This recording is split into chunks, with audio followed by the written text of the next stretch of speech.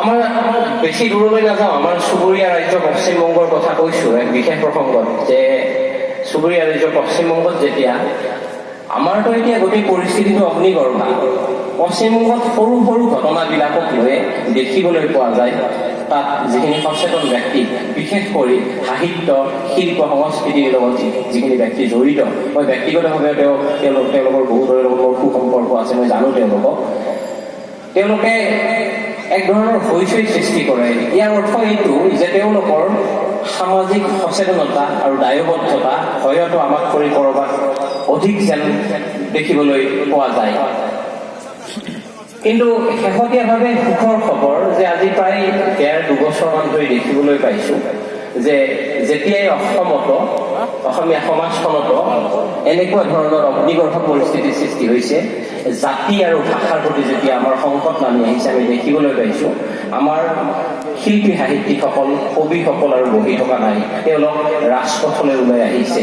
নিশ্চয় আমাৰ ৰাজ্যখনৰ প্ৰতি, আমাৰ অসমীয়া জাতিটোৰ কাৰণে, আমাৰ ভাষাৰ কাৰণে এক অত্যন্ত সুখবৰ।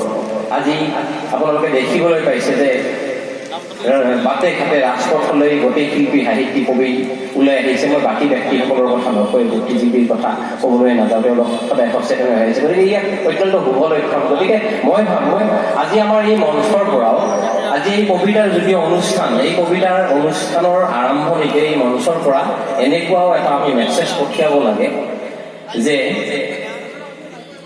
এই যিখন অসমীয়া ভাষা ৰক্ষাৰ্থে আৰু অসমীয়া জাতিৰ ৰক্ষাৰ্থে যিখন সংগ্ৰাম, এই সংগ্ৰামখনত আমিও সক্ৰিয়ভাৱে জড়িত হৈ আছোঁ আৰু আমাৰ দেশত শেষ দিনটো তেজ টকালৈকে এই সংগ্ৰামৰ আমি অংশীদাৰী হ'ব লাগিব। এই চেগতে মোৰ আকৌ দুটামান কথা মনত পৰিছে। আপোনালোকে জানে কিছুদিন আগতে ৰাজধানী দিল্লী দৰবাৰত 14জনকৈ অসমীয়া যুৱক উলংগ হৈ প্ৰতিবাদ কৰিছে। মোৰ ক'ৰবাত ব্যক্তিগতভাৱে সেই মুহূৰ্তত অনুভৱ হৈছে যে দিল্লী দৰবাৰত যেন 14জনকৈ অসমীয়া যুৱক উলংগ হোৱা নাই, অসমীয়া জাতীয় সেইদিনা উলংগ হোৱা নাই। মোৰ এনেকুৱা লাগিছে ক'ৰবাত যে সেইদিনা আমাৰ ৰাজ্যখনৰ যিজন বৰমূৰীয়া মুখ্যমন্ত্ৰী তেওঁ যেন দিল্লী দৰবাৰত উলংগ হৈছে। গতিকে এনেকুৱা এটা পৰিস্থিতিত মই ভাবোঁ যে আমি সকলোৱে, বিশেষ কৰি আমি যিখিনি সমাজ সচেতন ব্যক্তি, যিখিনি কবিতাৰ চৰ্চা কৰোঁ, সাহিত্যৰ চৰ্চা কৰোঁ, এই ধৰণৰ চৰ্চাৰ মাজেৰেও আমি আমাৰ তীব্ৰ প্ৰতিবাদবিলাক জনাই থাকিব লাগিব। আমি ৰাজনৈতিকভাৱে সচেতন হ'ব লাগিব। আমি দেখিবলৈ পাওঁ যে আমাৰ অসমীয়া ব্যক্তিসকল, বিশেষ কৰি সাহিত্যৰ সৈতে জড়িত ব্যক্তিসকল যেন ক'ৰবাত ৰাজনৈতিকভাৱে তেওঁলোকে জড়িত হ'ব নোখোজে। আমি ক'ব খোজোঁ যে ৰাজনীতিৰ পৰা আমি পৃথকে থাকিব খোজোঁ, কিন্তু মই ভাবোঁ ৰাজনীতি এনেকুৱা এটা বিষয়, ই সমাজ বিচ্ছিন্ন নহয়। গতিকে আমি ৰাজনীতিৰ সৈতে জড়িত হ'ব লাগিব আৰু ৰাজনীতিকভাৱে আমি সচেতন হৈ থাকিব লাগিব।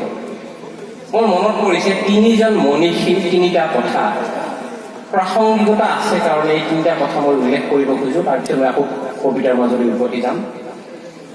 বিষ্ণুপ্ৰসাদ ৰাভাৰ গীতৰ দুটামান শাৰী মোৰ মনত পৰিছে। মই টুকি আনিছিলোঁ কিছুদিন আগতে, মই ছ'চিয়েল মিডিয়াৰ জৰিয়তে এই কথাটো উল্লেখ কৰিছিলোঁ। তেওঁ লিখিছিলে, আগবাঢ়া দেশৰে বীৰৰে দল, আগবাঢ়া বীৰাংগনা যাব তোমাৰ সতে, প্ৰেৰণাৰ অস্ত্ৰ লৈ, আগবাঢ়া আগবাঢ়া সময়ৰ গতিৰ শিৰ উঠি তাণ্ডৱ নাচিবৰ হ'ল। তেওঁ প্ৰেৰণাৰ অস্ত্ৰৰ কথা কৈছে। গতিকে আমাৰ এই প্ৰতিবাদো হ'ব লাগিব, আমাৰ এই প্ৰতিবাদ হ'ব লাগিব কোনো ধৰণৰ নিৰস্ত্ৰ প্ৰতিবাদ। আৰু আমি আমাৰ প্ৰতিবাদী সত্তাৰে এই বৰমূৰীয়াসকলক জনাব লাগিব যে অসমীয়া ভাষা আৰু জাতি যিমানে সংকটৰ সন্মুখীন নহওক কিয়, আমি সেই সংকট উফৰাব পাৰিব লাগিব। আকৌ এই প্ৰসংগতে জ্যোতিপ্ৰসাদ আগৰৱালাই কৈছিলে যে ভাষাত শত্ৰু, দেশত শত্ৰু, কলা সাহিত্য, সংগীত শিল্পত সোমাল শত্ৰুটোৰ ভিতৰত, মণিকূট গৈ পোৱাৰ আগতে সমূলি নিপাত কৰ, আপোনাৰ ঘৰ ৰাখিবলৈ তই কালৰ মূৰ্তি ধৰ।